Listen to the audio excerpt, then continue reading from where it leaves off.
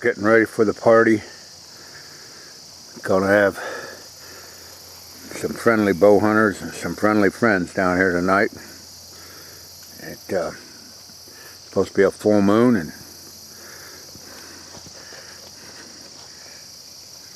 I think that sums it up right there. Got the table all set up. Little display there. Fred Bear is saying about being in a tree stand that much closer to heaven. Saturday morning. Talk about design. Got that bow there. That was a Delta V. First computerized design bow by Fred Bear. They were pretty quick for their time.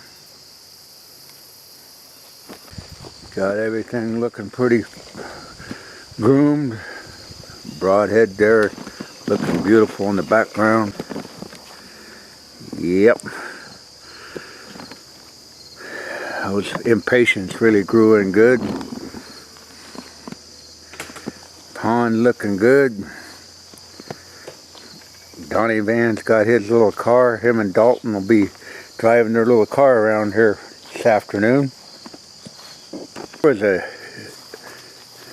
You remember back on the video of Nothing Goes to Waste, where there's that small buck that we got the DNR officer to give us a salvage tag for. Unfortunately, the tag rotted off, but that was it. Nothing went to waste. I mean, those bugs cleaned that skull clear off, and you could put a little bleach on him, but that was what the remains was. That was back in, I don't know, December when he was shot, and here it is September. So nothing did go to waste. Trying to take you on a little tour for people, YouTube followers that can't be here, what we had going. This was one of my first bows, compound bows that I had. And that was a whitetail hunter, and you can see it was a bracket bow. Things really changed. And this arrow here, take this off and get it down here. You'll see this was actually made, it was a metric made by Bear Archery. And I was fortunate enough to have Glenn Heisey up at Pope and Young Club sign that, and Grant Poindexter. And that arrow, shot my first deer with an arrow like that, Bear metric. So it's just up here for display. Yeah, that was right there is what that old bow was. Get it up here. Yeah, that's what it was.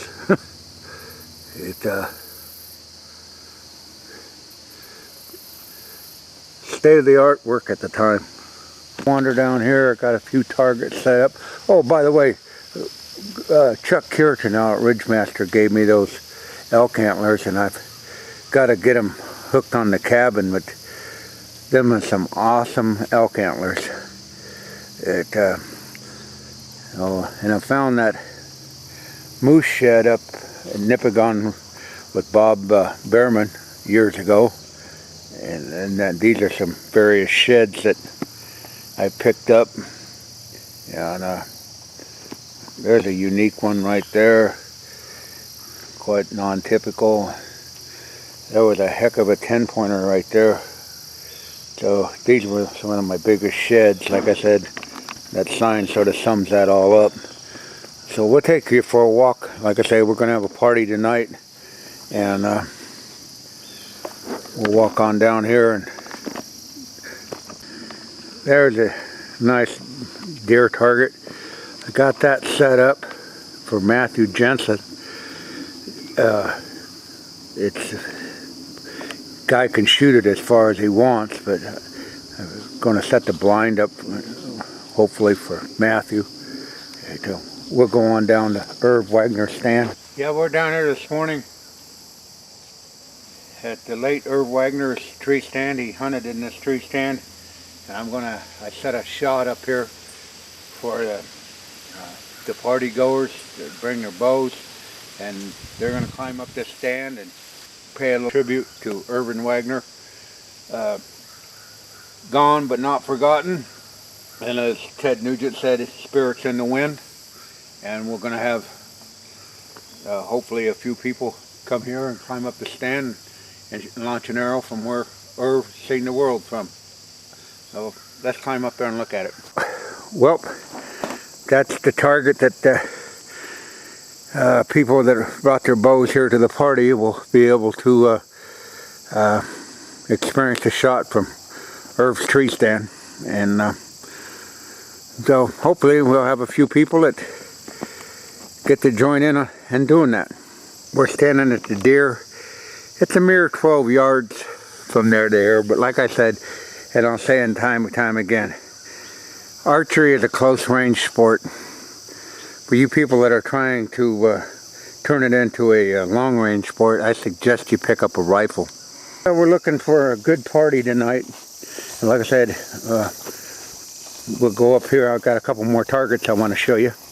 There's another nice deer target there, and you know, it's down in a hole, and it's sort of challenging because it is down in a hole, and so you don't want to shoot too high.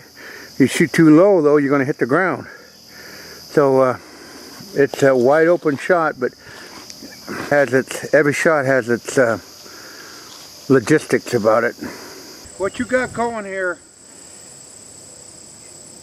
are two different size animals, and most of you people that are acclimated as deer hunters, this is where you fall down when you go big game hunting, because you can't judge distance and you usually shoot under the big game animal. You got this medium-sized deer that everybody gets full of themselves because look at, I shot this big buck. Well, no, you didn't shoot a big buck. You shot a small deer in the deer world. The moose are the largest deer in the deer world, and therefore you want to practice at different shapes and size. And tonight I'm going to have gentlemen shoot this and give them experience at the party so that they can get acclimated and see the difference in that. I'll step out of the way. Now that moose and that deer are realistically sized. And I'm going to walk over to that moose and show you what I'm talking about.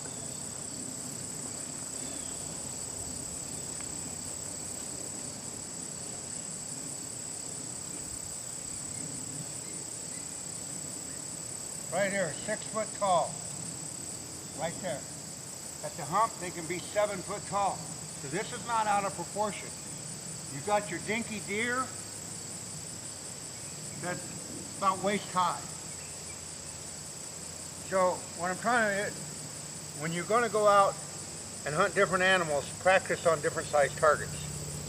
But that might look extreme to you all, but I just showed you that moose at that hump would only be 7 feet tall, or 6.5 feet tall, compared to that Twinkie deer. So not to be bad-mouthing the deer if that's the only thing you got to hunt, but keep in mind when you shoot a big whitetail, it's still small in the animal world, no matter how big it is. Just a little learning lesson. Some people are probably going to hit the delete button. Some people are going to give the thumbs down. Some people are going to learn something from that. The ones that are going to learn something from that are the ones I want to continue to have on my channel. The ones that hit the delete button or the thumbs down, they can put their thumb up on the highway and go someplace else. Well, I hope you enjoyed that little tour. We're going to have that party tonight, and I just, you know, got a lot of work to get done before that, so I'm going to have to get off the video and get doing some work. Anyhow, I hope you enjoyed some of that target placement. And you guys can do the same thing. Buy some targets, get the guys to put the targets together, have your own little party, and shoot the bull and shoot some styrofoam. So that's it from the non-typical Norwalkian. Party time! I'm going to wander down here to Erv Wagner's stand with Bill Dixon out of Waterloo, Iowa. I finally got that straight. North of Waterloo, actually. North of Waterloo. And we're down here on the 17th day of September. And we're going to pay tribute to Erv Wagner. He's here with us in spirit. And if Bill wants to climb up there. Here's a tribute to Erv Wagner.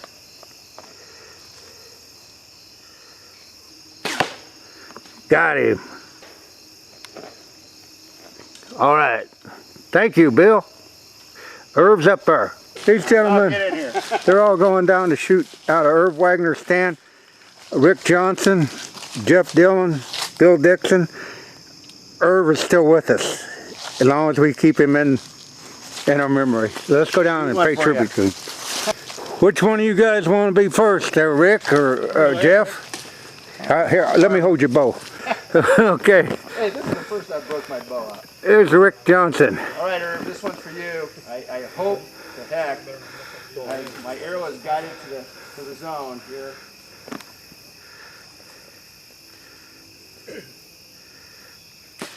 All right. Top long, he's going to run 100 yards. Yeah. Or more. Yeah. In the multi-floor rows. There goes Jeff Dillon. Killing Dillon. Now Jeff shoots a bear recurve, and so Erv's going to help him fly that arrow to the mark. Fred Bear and Erv Wagner are going to get the job done on this one. Must have been mentored by Poindexter. There's Jeff. We're going to get him shooting that arrow. This is in memory of Erv Wagner. Well, that's a perfect shot. That's bow hunting at its best. Sometimes you hit them, sometimes you miss them. You still shot. That's the way it is, right? Yep, there you go. And that's their choice of weaponry, and that's what you got to be man enough to accept, and you're man enough to accept it. That's right. Thanks a lot, Jeff. Frank Owens made it down from Des Moines. We're going down to Erv's stand, and he was a good friend of Erv's. Matter of fact, you picked him up in the driveway one night, didn't you? I did. Wow, that was nice of you. It was an honor. Yeah, well. It was. Never met a finer man than Erv. Erv Wagner was the best.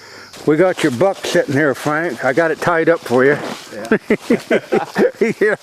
So he's tied up. Now, this is Erv's stand. Okay. You need a hand. Can you climb up there on your own? I think I can. Okay, all right. If you fall down, you're on video. That would be great. Here goes Frank. Sure it's not still here? Huh? That Frank Owens. What a beautiful night.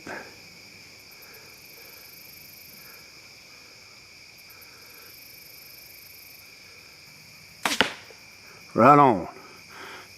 That deer ain't going nowhere. I gotta ask you guys something. Is this what bow hunters are supposed to do, honor one another? Yeah, definitely. What do you think about that, Frank? You enjoyed, we brought Erv back alive, you know? It's a wonderful thing. You know? His person was right where you stand. And yeah, that's pretty cool. I appreciate you guys doing that, you know? So sharing his memory. So as long as we keep doing that, he's still alive. That's a wonderful thing. This is quite an opportunity. Yeah. Well, I appreciate you. There never was a finer person than Erv Wagner. Yeah. I enjoyed Erv Wagner. Erv's had a big heart. Spent a lot of time putting up with me and teaching me how to shoot a bow. And some of it got through. You know? So you were basically mentored by Erv. Yep. Wow. I want to say that. I don't know if he'd claim me or not, but I want to claim him. Yeah. He Wow. helped me a lot. I know he liked you. He's a good friend. I started shooting a bow when I turned 60 years old. 60 years old? 60 years old when I first started shooting a bow.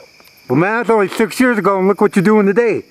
Still shooting that bow. Yeah, and you're hitting it right on. Trying to remember what Erv told me to do and get her done. Well, I really appreciate you taking the time out of your busy schedule, Frank, and being with bow hunters tonight. How could I not be with bow hunters? This is where I belong. All right, bud.